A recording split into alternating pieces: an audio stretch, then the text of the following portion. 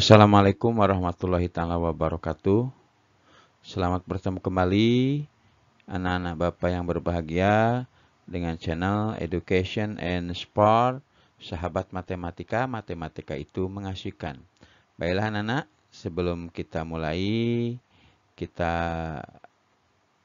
berdoa dulu sesuai dengan agama dan kepercayaan masing-masing. Agar kita dalam mengikuti pelajaran ini atau mengikuti video ini, pemahaman kalian bisa bertambah. Kemudian selain itu, mudah-mudahan kita semuanya dilindungi dari segala mara bahaya yang melanda wilayah kita ini. Berdoa mulai.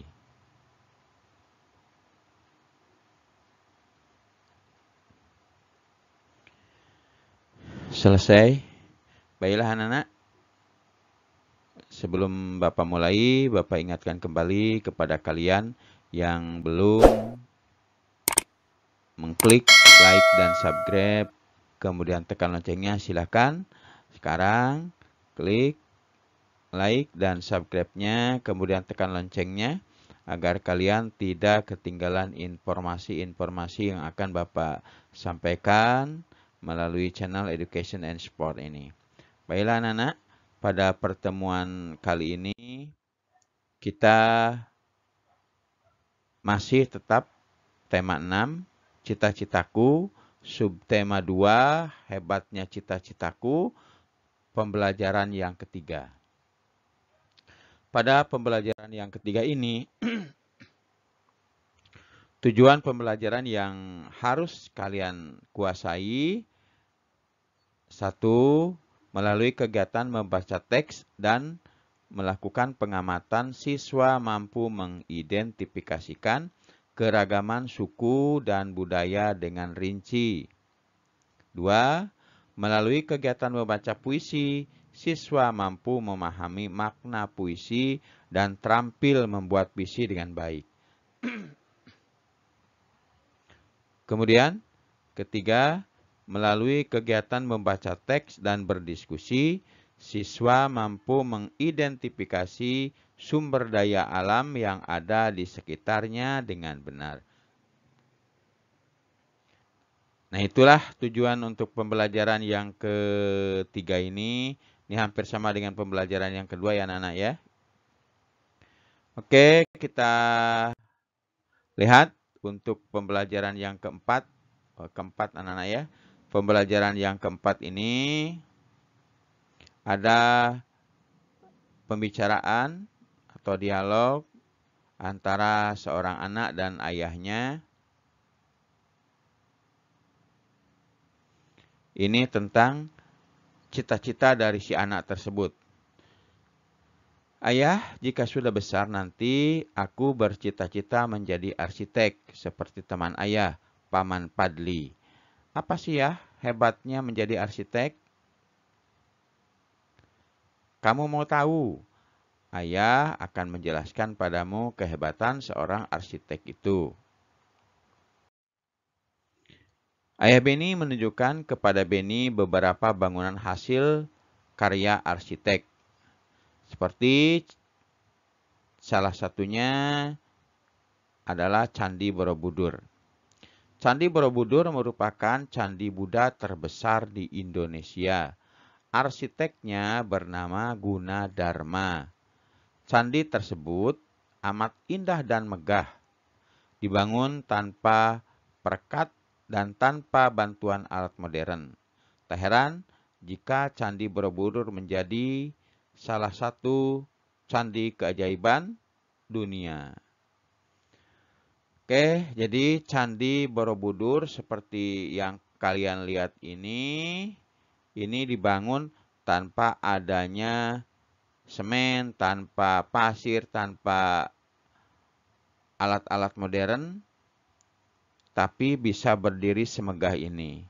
Ini merupakan sebuah karya anak bangsa pada zaman dahulu yang diakui dunia, sehingga Candi Borobudur ini sampai sekarang merupakan salah satu bangunan keajaiban dunia. Ini yang harus kamu ingat adalah yang buat adalah arsitek atau orang Indonesia asli. Jadi kalian harus bangga menjadi orang Indonesia karena sejak dulu orang Indonesia pintar-pintar, tidak kalah dengan orang-orang negara lain. Oke, yang kedua adalah sebuah waduk. Waduk itu persamaannya dam atau bendungan. Bendungan ini dibangun oleh seorang arsitek yang namanya Bendungan atau Waduk Jatiluhur Ananaya yang ada di Purwakarta. Seorang arsitek juga berperan dalam menjaga lingkungannya. Misalnya, saat bekerja sama dengan insinyur teknik sipil dalam merancang Waduk Jatiluhur. Waduk Jatiluhur adalah kolam besar tempat menyimpan air untuk berbagai kebutuhan. Hasil karya kumpulan arsitek Indonesia ini memiliki banyak kegunaan. Di antaranya menampung air dan mengalirkan air ke sebuah pembangkit listrik tenaga air. Atau disingkat dengan PLTA, pembangkit listrik tenaga air. Nah, sehingga dapat menghasilkan listrik. Waduk juga bermanfaat sebagai penyedia air bersih dan irigasi yang diperlukan untuk mengairi sawah. Waduk ini juga berfungsi sebagai pengendali banjir. Jadi, Waduk Jatiluhur ini manfaatnya banyak sekali. Dan ingat, kalian harus ingat, ini adalah hasil dari karya anak bangsa Indonesia. Waduk Jatiluhur ini fungsinya banyak sekali, misalnya untuk pembangkit listrik. Wilayah Jawa, sebagian besar listriknya dari Jatiluhur. Kemudian airnya juga bisa dimanfaatkan untuk pembuatan air minum yang disalurkan ke berbagai daerah, ya seperti Jakarta. Nah, ini anak-anak fungsi dari waduk ini. Selain itu juga Waduk Jatiluhur ini berfungsi untuk irigasi. Irigasi ini untuk pengairan sawah. Sawah-sawah yang kekurangan air kalau musim kemarau, maka airnya disalurkan dari Waduk Jatiluhur ini. Selain itu, Waduk Jatiluhur ini berfungsi sebagai pengendali banjir. Dengan adanya waduk ini, banjir di wilayah Purwakarta sekitarnya dapat ditanggulangi. Oke anak-anak, jadi yang harus kamu camkan adalah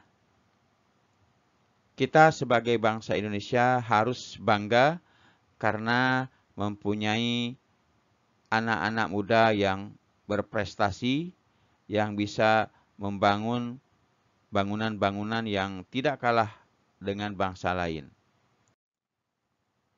Nah, kemudian baru-baru ini adalah jembatan Suramadu.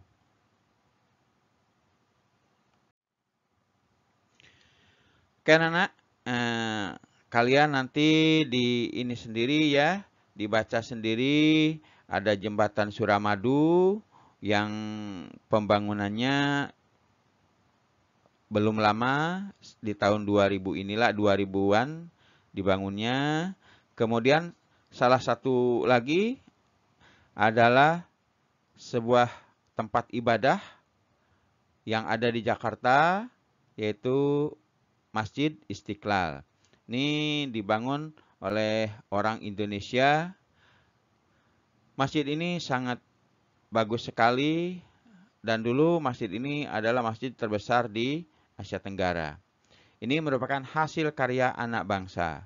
Kamu sekali lagi sebagai anak Indonesia harus bangga menjadi anak Indonesia dan ikutilah jejak mereka dengan rajin belajar agar prestasi kalian bisa sama dengan para arsitek-arsitek yang telah membuktikan kehandalannya. Karena selain itu sebenarnya masih banyak bangunan-bangunan yang bersejarah yang dibangun oleh anak-anak muda atau anak-anak bangsa yang patut kita banggakan. Salah satunya ada lagi untuk pondasi ditemukannya cakar ayam. Ini ditemukan oleh anak-anak bangsa Indonesia. Karena memang dari zaman dahulu nenek moyang kita telah membangun berbagai bangunan adat yang mencirikan kebudayaan mereka masing-masing. Setiap suku memiliki ciri bangunan dan tempat tinggal yang berbeda sesuai dengan kebutuhan dan kebiasaan masing-masing. Pernahkah kamu melihat bentuk rumah adat dari suku yang berbeda-beda? Kita lihat di gambar ini merupakan rumah adat di Kampung Naga dibangun dengan cara yang unik dan memiliki tujuan dan makna sesuai kebiasaan masyarakat setempat. Rumah dibangun di atas bebatuan agar tidak longsor bagian bawahnya. Masyarakat Kampung Naga sangat erat kekerabatannya, sehingga mereka membangun rumah secara berdekatan. Tuh, jadi karena saking eratnya hubungan kekeluargaan mereka, rumahnya pun mereka berdekatan. Tetapi mengarah ke arah yang sama, yaitu arah timur barat. Semua rumah menghadap ke arah Sungai Ciwulan yang berada di dekat gerbang masuk kampung tersebut. Semua bahan bangunan dibuat dari bahan-bahan alami seperti bambu dan dedaunan karena kehidupan masyarakatnya yang sangat dekat dengan alam. Ini merupakan salah satu contoh rumah adat yang sampai sekarang dipakai oleh masyarakat kita, oleh salah satu suku kita yang berada di Kampung Naga.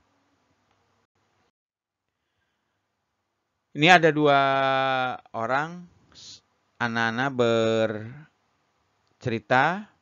Pak nenek moyang kita merupakan arsitek yang hebat ya. Mereka membangun rumah adat yang sesuai dengan keadaan alam dan nilai-nilai budaya.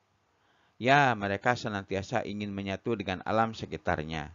Mereka menganggap alam adalah sumber daya bagi mereka, sehingga mereka pelihara dan dijaga. Nah, jadi kalian juga harusnya seperti itu, kita harus sama-sama menjaga alam kita, terutama hutan ya, hutan kayunya, jangan main tebang. Kalau kita nebang, harus ada aturan-aturannya. Tebang 1, tanam 1000, atau tebang pilih. Kita pilih pohon-pohon yang usianya sudah lanjut, sudah lama, sudah bertahun-tahun, sudah tua, sehingga mereka atau kayu tersebut, pohon tersebut bisa dimanfaatkan dengan baik dan kita tanam kembali. Yang sudah kita tebang, kita tanam kembali. Kita ganti dengan tanaman yang baru.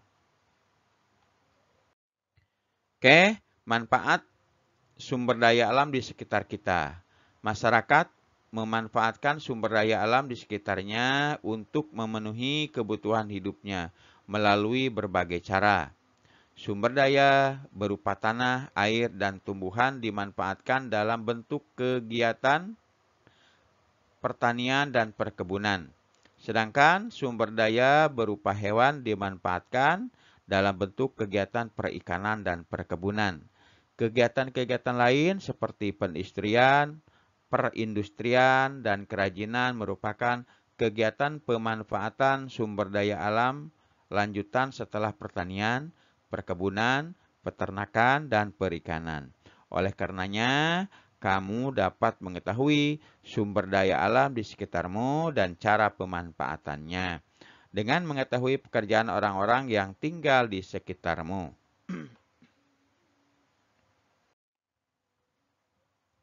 Oke, Kita lihat di sini ada gambar-gambar seorang petani sedang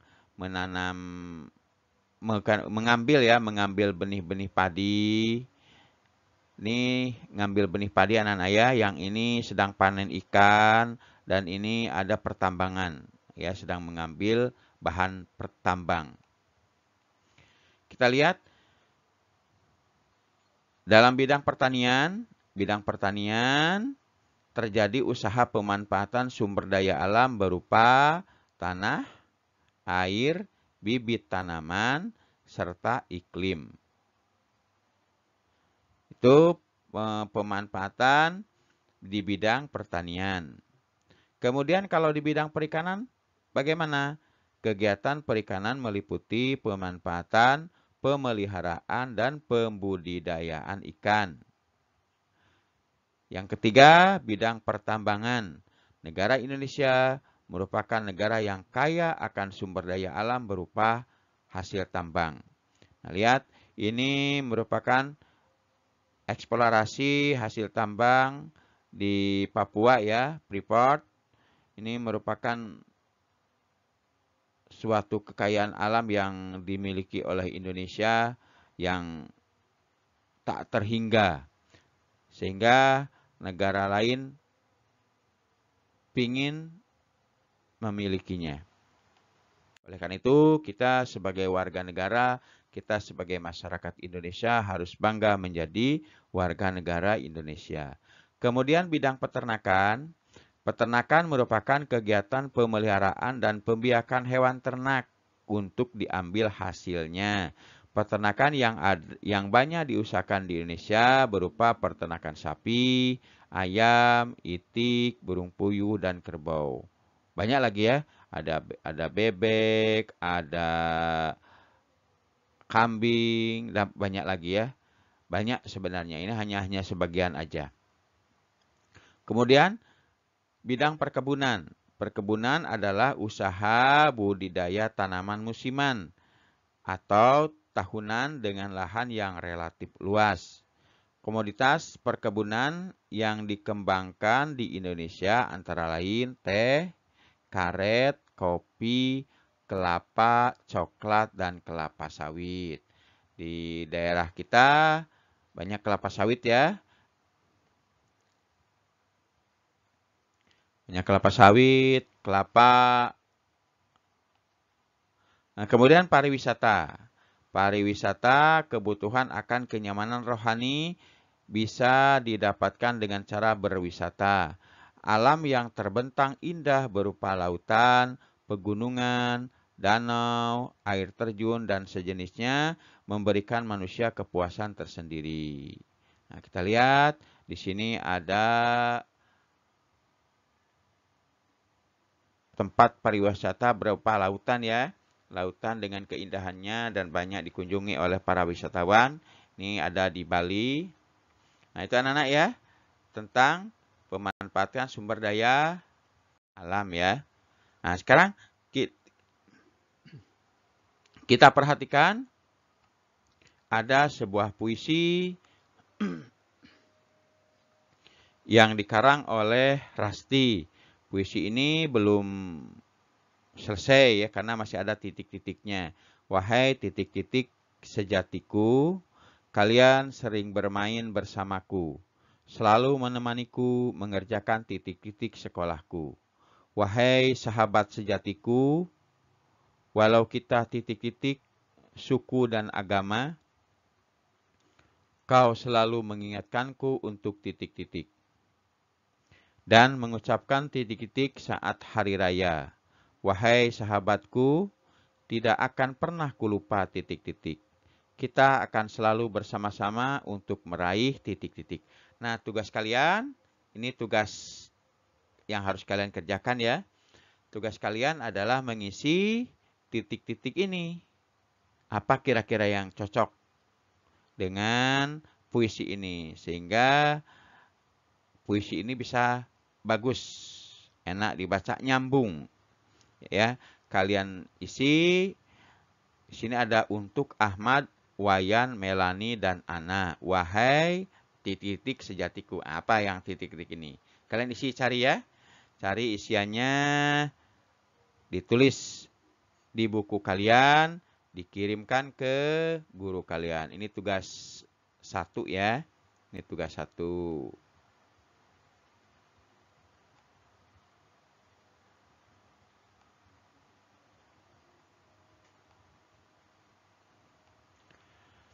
Oke.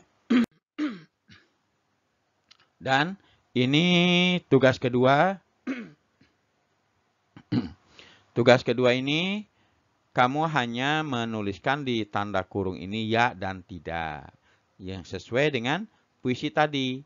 Sesuai dengan puisi di atas tadi. Kalau ya sesuai, kamu tulis ya. Kalau tidak sesuai, kamu tulis tidak di tanda kurung yang terakhir ini, nah ya.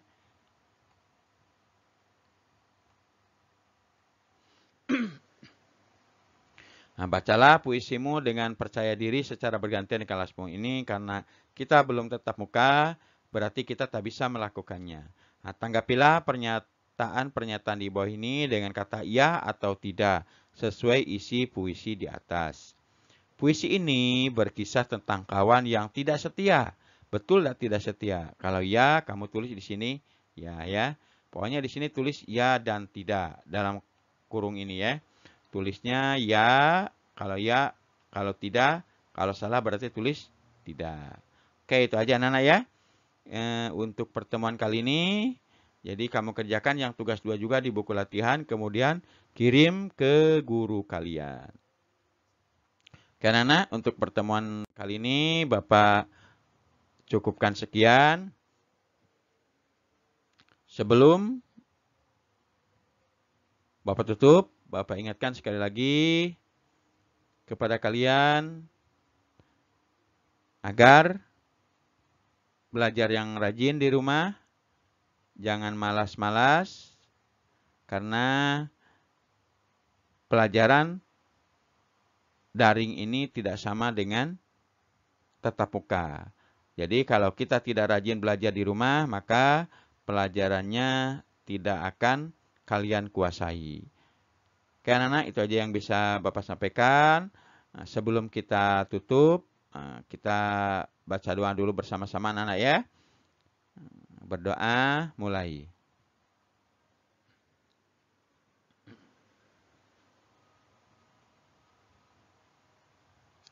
Selesai anak-anak. Oke anak-anak, terima kasih atas perhatian kalian. Nah, tapi sebelum Bapak akhiri, Bapak ingatkan sekali lagi yang belum klik like dan subscribe-nya dan tekan loncengnya, silahkan klik sekarang agar kalian tidak ketinggalan video-video media pembelajaran untuk kelas 4 ini. Dan jika menurut kalian video ini bermanfaat, silahkan share, bagikan kepada siapapun yang memerlukan. Bisa melalui media sosial seperti Facebook, Instagram, Twitter, WA, dan sebagainya. Atau kalian langsung aja berikan channelnya, channel Education and Sport pembahasan. Karena itu aja yang bisa Bapak sampaikan. Bapak ucapkan terima kasih yang sebesar-besarnya. Wabillahi taufik wal hidayah. Wassalamualaikum warahmatullahi wabarakatuh.